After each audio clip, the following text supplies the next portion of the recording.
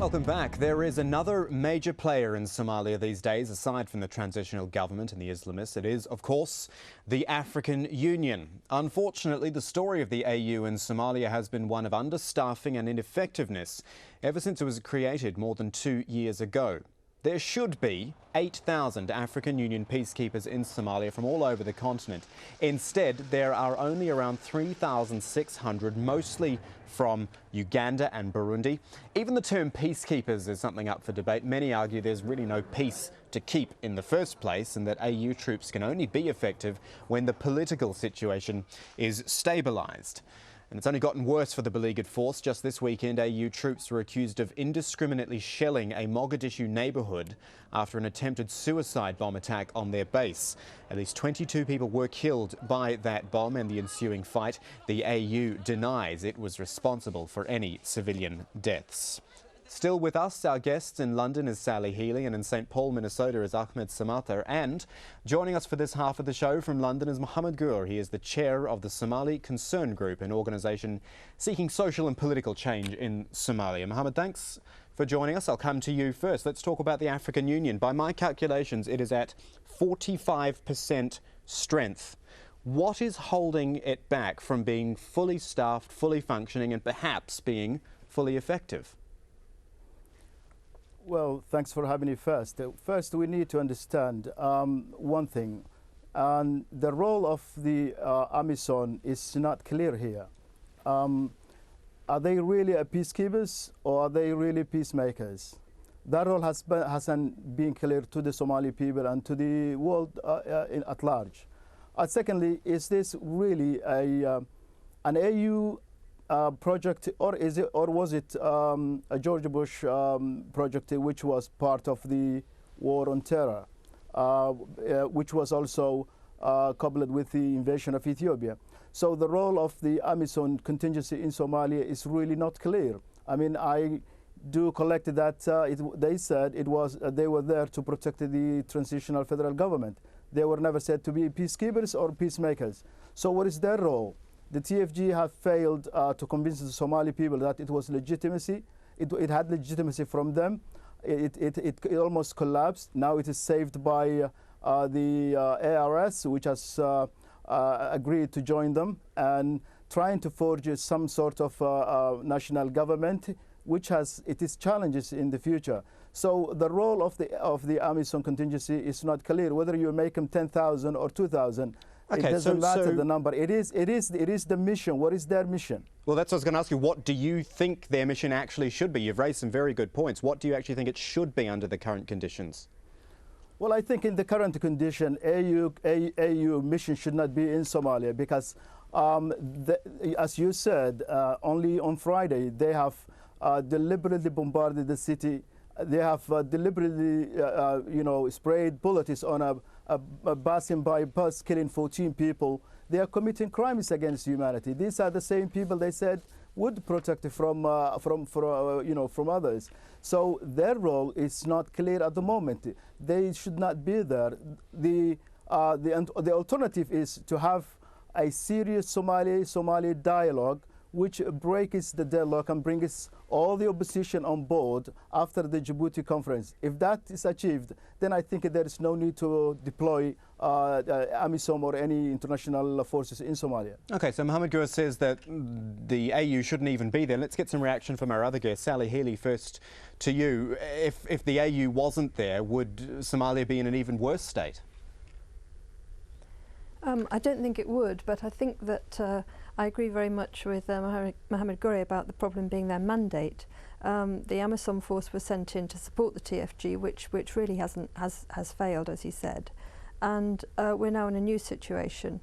The other thing we need to take account of is if we look at the history of interventions in the past in Somalia with UNISOM and so forth, they've only achieved bad results, in fact negative results.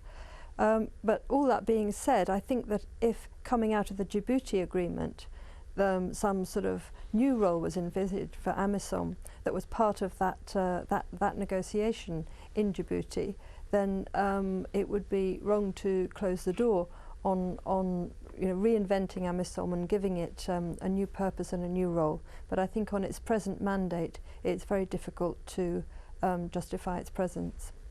Ahmed Samatar in St Paul, is there also another issue here with the AU? We're raising lots of issues, but one that links into the departure of the Ethiopian troops. They've gone. Does it now leave almost the African Union as the new enemy in Somalia for the Islamists? Well, the Somalis are very good in externalizing their problems. It is certainly true, and I agree with your first speaker, Mr. Garre, that the original conception of the AU forces was part of the Ethiopian presence in the country. So I think at that moment, the whole construction of the external forces was on the wrong foot. But the question then would be now, if they leave, and I think they ought to leave, then the question becomes, what happens then? There's no question in my mind that the Somalis, even if they agree on a new formula of a new government, that they are going to need external forces that can help them build institutions like the forces of order and security. The question is therefore whether the Somalis really are now capable of somewhat putting on the side external interventions and forces and creating a context in which they will be finally able to move out of the chaos which they have created for themselves in the first place. It is not going to help the Somali people to heap now animus on the AEU forces. The question would be whether the Somalis are ready to construct a new formula which will bring competent, legitimate leaders, not people who are essentially trying to grab power because they are interested in their own self-reproduction. The Somali elite has failed, not the AU forces. It's the Somali elite that will have to take responsibility for what has happened in the country and what's happening in the country now and what could happen to the country in the future. So it seems everyone in agreement there that really the AU is not managing to do its job. Mohammed Guru, if I come back to you briefly, does the AU, given what we've all heard from all our guests, is the AU coming in for unfair criticism then? You've mentioned that its mandate was all wrong from the start.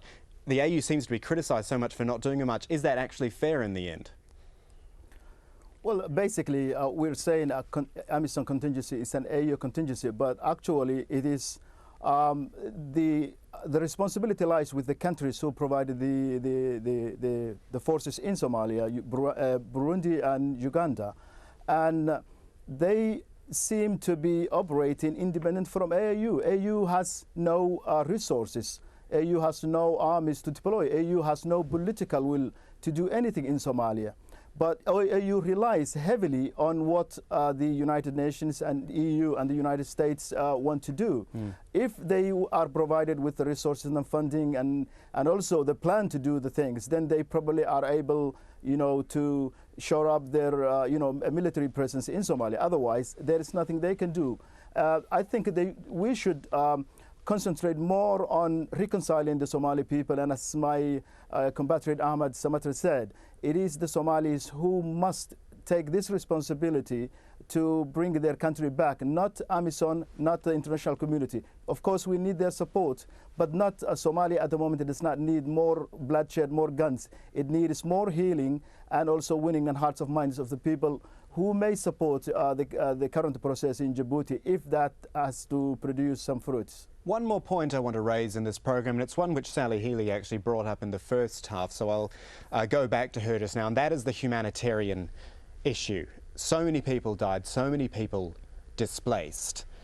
The World Food Programme I was reading today, struggling to operate, says it may not even be able to continue there. Is that not the real issue amongst all of this? Forget who's in charge, forget who's vying for power and whether Ethiopia should be there or not, or whether the AU should be there. Isn't the real issue all these people who are suffering?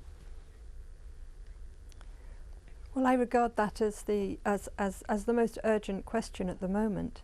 But the difficulty is that the humanitarian operations that are so much needed in Somalia, there are over 3 million people in need of food assistance and a huge number displaced from Mogadishu itself. But it's been politicised, and those who are trying to provide humanitarian assistance are being targeted by some of the political groups. And I think that one of the most crucial things is that the political leadership finds a way to recover that concept of impartial humanitarian assistance, because the assistance is there. I mean, things like the World Food Programme and so forth are ready to operate, but the environment that they face is one in which it's harder and harder to actually provide assistance, which is available. Ahmed Samata, final thought from you just before we run out of time, because I saw you nodding there. Obviously, you agree that this is the core issue, really. In a year's time, in 2 years' time, whatever, do you think the people of Somalia have any reason to believe that they will be in a better position then? I doubt very much. I think Sally is right. The critical question of the people particularly of Mogadishu and the neighboring areas that are now caught up in this, the Somali elite that is trying to compete for power doesn't really care about this, because if they did care, they would have done something about this. So the tragedy in Somali society is that the vast majority of the Somali people are suffering, and the elite that is now gathering in Djibouti has very little attention to those questions. They are only interested in reproducing their own self-interest, and unless the Somali people as a whole do something about that, I fear that the question of humanitarian crisis will continue deep into the future. And that is where we're going to leave it here on Inside Story. My thanks to all of our guests, Sally Healy in London, Ahmed Samata in St. Paul, and Mohammed Guru also in London. Great discussion today. Thank you for joining us. And thank you to our viewer for joining us for this edition of Inside Story. You can send your comments, your suggestions to that address on screen.